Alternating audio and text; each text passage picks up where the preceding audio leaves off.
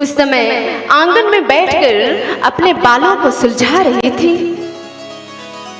तो राम जी पीछे से जाकर मैया कैकेयी जी की आंखों को बंद कर लिए और बोले कि माँ, मैं कौन हूं? यदि आज आप सत्य सत्य बता दी कि मैं कौन हूं, फिर आप जो कहेंगी ना वो मैं करूंगा। और यदि सत्य सत्य नहीं बता पाई, फिर आज मैं जो आपसे मांगूंगा आपको देना पड़ेगा। अब ऐसे कौन से माता पिता होंगे जो कि ये चाहेंगे कि हमारे बच्चे मुझसे हार जाएं? कोई नहीं चाहेगा। अब मैया कैकेयी जी राम जी के हाथ को ऐसे टटोल कर बोली कि अरे तू तो मेरा लक्ष्मण है। राम जी ने कहा मैया आप तो हार गई, आप तो बता ही नहीं पाई। तो हे माँ, अब ना जो मैं आपसे मांगूंगा आपको देना पड़ेगा। कैकेयी जी तो हर्षित हो गई। कैकेयी जी ने कहा राम तुझे क्या चाहिए? आज तो जो मांगेगा आज मैं वो आप दूंगी तुझे। राम जी ने कहा माँ सच में मैं जो मांगूंगा आप मुझे देंगी? कैकेयी जी ने कहा हाँ राम तू मांग तो सही, तुझे चाहिए क्या? राम जी ने कहा माँ कहीं ऐसा तो नहीं कि सुनने के बाद कहीं आप अपने बात से कहीं पीछे तो नहीं हट जाएंगी? कैकेयी जी ने कहा राम मैं छत्राणी हूं, रघुकुल रीत सदा चली आई, प्राण जाए वर बचन न जाए। हे राम आज तू मांग, तुझे क्या चाहिए? राम जी ने कहा कि मां जो मैं आज आपसे मांगने जा रहा हूं ना, यदि आप मुझे दे देंगी तो आपके माथे पर कलंक का टीका लग जाएगा। कैकेयी जी ने कहा राम तू इसकी चिंता ना कर, मैं तेरी खुशी के लिए एक कलंक का टीका तो क्या सैकड़ों कलंक का टीका लगाने को तैयार हूं, लेकिन तू मांग तो सही, तुझे चाहिए क्या? राम जी ने कहा मां जो मैं आपसे मांगने जा रहा हूं ना, यदि आप मुझे दे देंगे तो सारा संसार सारा समाज आपको गाली देगा। कैकेयी जी ने कहा राम तू उसकी भी चिंता ना कर, लेकिन तू मांग तो सही, तुझे चाहिए क्या? राम जी ने कहा मां जो मैं आपसे मांगने जा रहा हूं ना, यदि आप मुझे दे देंगे तो इस संसार में कोई भी मां अपनी बेटी का नाम कैकेयी नहीं रखेगा। कैकेयी जी ने कहा राम तू उसकी भी चिंता ना कर, कोई अपनी बेटी का नाम कैकेयी रखे या ना रखे मुझे कोई फर्क नहीं पड़ता, लेकिन तू बता तो सही तुझे चाहिए क्या? राम जी ने कहा मां जो मैं आपसे मांगने जा रहा हूं ना, यदि आप मुझे दे देंगी तो आपका लाडला बेटा भरत आपको कभी मां नहीं कहेगा।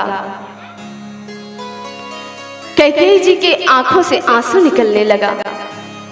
कैकेयी जी ने कहा कि राम भरत मुझे मां कहे या ना कहे इसकी भी मुझे कोई चिंता नहीं है, लेकिन राम तू तो मुझे मां कहेगा ना? राम जी ने कहा मां आप कैसी बातें कर रही हैं? आप मेरी मां हैं, मैं आपका पुत्र हूं, मैं आपको मां नहीं कहूंगा तो फिर क्या कहूंगा?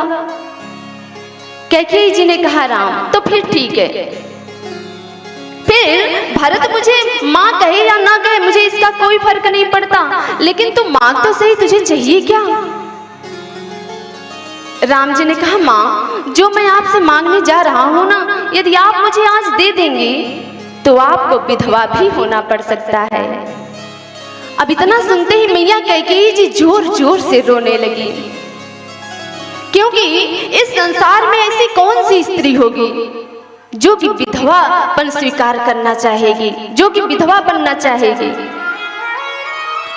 मैया कैकेयी जी जोर जोर से रोने लगी और बोली कि पुत्र तू ऐसा क्या मांगने वाला है जिससे कि मुझे ये दिन देखने को मिलेगा? फिर भी मैया कैकेयी जी ने कहा कि राम तेरी खुशी के लिए मुझे विधवा भी यदि होना पड़े वह भी मुझे स्वीकार है, लेकिन पुत्र तुम मांग तो सही, तुझे चाहिए क्या? राम जी ने कहा, मां, कल पिताजी मुझे राज तिलक देंगे, कल पिताजी मुझे राजा बनाएंगे। अब इतना सुनते ही मैया कैकेयी जी तो खुशी के नाते एकदम झूम उठी और बोले कि अरे राम, ये तो खुशी की बात है, इससे ज्यादा खुशी की बात मेरे लिए और क्या हो सकता है। हे पुत्र, पता है मैं भी तुम्हारे पिताजी से कई बार कह चुकी कि महाराज आप बूढ़े हो गए हैं, मेरे राम को राजा बना दीजिए।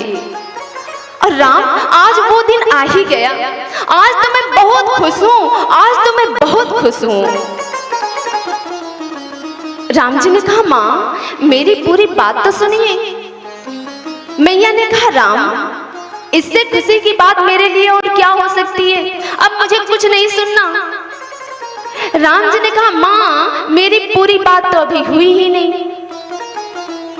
कैकेयी जी ने कहा, राम अच्छा ठीक है, तू अपनी पूरी बात बता, पूरी बात क्या है? राम जी ने कहा, मां आपको तो मालूम है कि मेरा अवतार किस लिए हुआ है, क्योंकि भगवान राम जी मैया कैकेयी जी से सब बता चुके थे कि मैं कौन हूं, मेरा अवतार किस लिए हुआ है। राम जी ने कहा, मां आपको तो यह मालूम है कि मेरा अवतार किस लिए हुआ है। हे मां, कल पिताजी मुझे राजा बनाने के लिए कह रहे हैं। तो कैकेयी जी ने कहा, राम फिर मुझे क्या करना है? राम जी ने कहा, मां पिताजी के पास आपका 2 वरदान रखा हुआ है, तो आज उस 2 वरदान को मांगने का समय आ गया है। सो हे मैया, आप पिताजी से वह दोनों वरदान अब मांग लीजिए। कैकेयी जी ने कहा, राम तो मैं कौन सा वरदान मांगूं?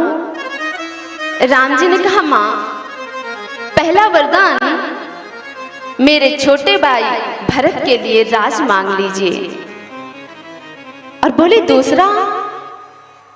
राम जी ने कहा, मां दूसरा वरदान यह मांग लीजिए कि मेरा 14 वर्ष का वनवास हो जाए, मैं 14 वर्ष के लिए वन में चला जाऊं। अब इतना सुनते ही मैया कैकेयी जी जोर जोर से रोने लगी और बोले कि राम तू यह क्या मांग रहा है? हे राम, तू तो मेरा प्राण है, तो जब मेरा प्राण ही मुझसे अलग हो जाएगा तो मैं जिंदा कैसे रहूंगी?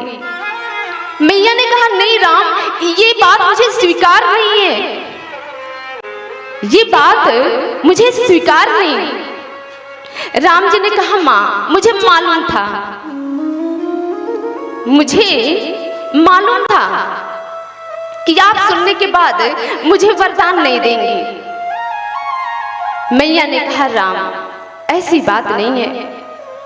हे राम, मैं तेरी खुशी के लिए अपना प्राण भी देने को तैयार हूं। तो यही कारण है कि मैया कैकेयी जी राम जी के लिए 14 वर्ष का वनवास मांगी है और भरत जी के लिए 14 वर्ष का राज्य। मैया कैकेयी जी की यह इच्छा नहीं थी कि भरत को राजा बनाया जाए। यदि मैया कैकेयी जी की यह इच्छा रही होती तो वह भरत के लिए हमेशा हमेशा के लिए राज मांग लेती, लेकिन मैया कैकेयी जी केवल 14 वर्ष के लिए भरत जी के लिए राज्य मांगी। अब मैया कैकेयी जी राम जी को 14 वर्ष जंगल में जाने का आदेश कर देती हैं। महाराज दशरथ जी से 14 वर्ष के लिए राम जी को जंगल मांग लेती हैं कि राम 14 वर्ष के लिए जंगल में चला जाए। पूरे अयोध्या में मानो मातम सा छा गया। सभी अयोध्यावासी मैया कैकेयी जी को गाली देने लगे, उल्टा सीधा कहने लगे। अब भगवान राम जी महाराज दशरथ जी के पास गए, उनसे आशीर्वाद लिए। महाराज दशरथ जी जोर जोर से रोने लगे और बोले कि राम मेरी कोई इच्छा नहीं है कि तुम वन में चले जाओ। हे राम, इसमें मेरी कोई गलती नहीं है। मैं नहीं चाहता कि तुम वन में चले जाओ। भगवान राम जी महाराज दशरथ जी को अनेक प्रकार से समझाते हैं। और भगवान राम जी जब मैया कौशल्या जी के भवन में गए, मैया कौशल्या जी से आशीर्वाद मांगने के लिए गए, तब उस समय मैया कौशल्या जी राम जी के राज तिलक की तैयारी कर रही थी। अब मैया कौशल्या जी राम जी को देखते ही हर्षित हो गई। राम जी को अपने गोद में बिठाकर उनका बार बार मुख चुंबन करने लगे कि बार बार मुख चुंबत माता। आज देखिए, आज एक जीव ब्रह्म को अपनी गोद में बिठाकर उसका मुख चुंबन कर रहा है। मैया कौशल्या जी ने कहा कि राम, दिन बहुत चढ़ चुका है, आज तुम्हें युवराज बनना है, लगन में देरी हो जाएगी, इसलिए राम जाओ कुछ फल खा लो। अम्मा को क्या मालूम कि मेरा राम तो किसी दूसरे ही काम से आया है। राम जी ने कहा, माँ आप लगन की बात कर रही हैं, लेकिन हे माँ, पिताजी तो मुझे जंगल का राज दे दिए माँ, कि पिता दीन मोहि कानन राजू, जह सब भांति मोर बड़ काजू। अच्छा देखिए, यदि भगवान राम जी यह कह दिए होते कि तापस वेश विशेष उदासी, 14 बरस राम वनवासी, तब इस बात को मैया कौशल्या जी सहन नहीं कर पाती। बात तो एक ही है, लेकिन कहने का तरीका देखे कितना अच्छा है। अच्छा, कुछ लोग कहते हैं कि हम तो एकदम सत्य बोलते हैं, सही बात कहते हैं, सामने वाले को अच्छा लगे या बुरा लगे। बात सत्य है, आप सत्य बोलिए, लेकिन अप्रिय सत्य नहीं बोलिए। बोलने का तरीका भी तो अच्छा होना चाहिए। राम जी ने कहा, माँ पिताजी तो मुझे जंगल का राज दे दिए माँ, पिता दीन मोहि कानन राजू, और जहाँ सब भांति मोर बड़ काजू। कौशल्या जी ने कहा, अरे राम, तू ये कैसी बातें कर रहा है? तो यह अयोध्या का राज, अयोध्या का राज कौन संभालेगा? राम जी ने कहा, माँ अयोध्या का राज तो बहुत छोटा है,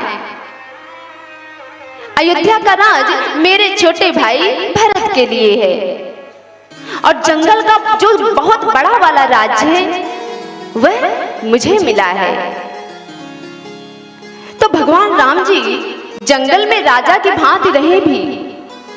प्रमाण में देख लीजिए, राजा लोग मुकुट लगाते हैं, तो भगवान राम भी जंगल में मुकुट लगाते थे, लेकिन कोई लौकिक मुकुट नहीं लगाते थे, किसी के द्वारा बनाया गया मुकुट नहीं लगाते थे। फिर कैसा मुकुट लगाते थे? जटा मुकुट सिर और वनमाला, जटा का मुकुट लगाते थे, गले में तुलसी की माला पहनते थे। तो भगवान राम जी जंगल में राजा के भांति ही नहीं, बल्कि राजा के हैसियत से रहते थे।